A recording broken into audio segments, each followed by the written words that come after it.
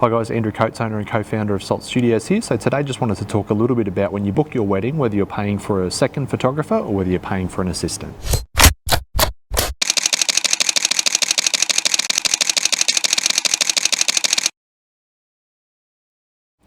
Hi, so a question that's come to us a few times in the last few weeks is the difference between a second photographer and an assistant. So at Salt we mostly just work with second photographers. We don't really have a second person along at a wedding and as an assistant. Usually they're a second photographer. But it's something that's good to clarify when you're speaking with your photographer in the planning process.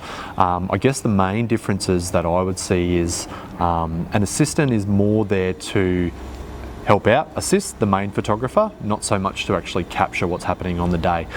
So they might be carrying bags, they might be setting up stands, they might be organising family for the family photos, maybe going through a checklist, something like that. But they're not often there with a camera in their hand. That's not their main gig.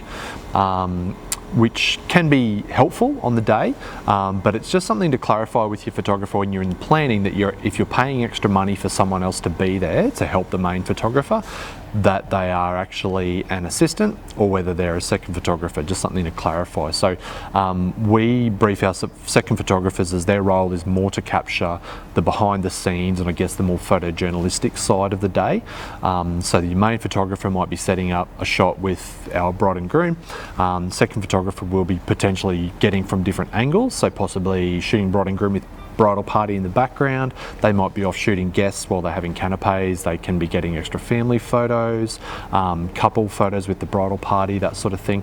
There's a lot of roles that the second photographer takes on throughout the day. They do sometimes assist the main photographer if the photographer's needing a stand set up with another light or possibly holding something else throughout the reception to be where the main photographer needs to be in two places at once.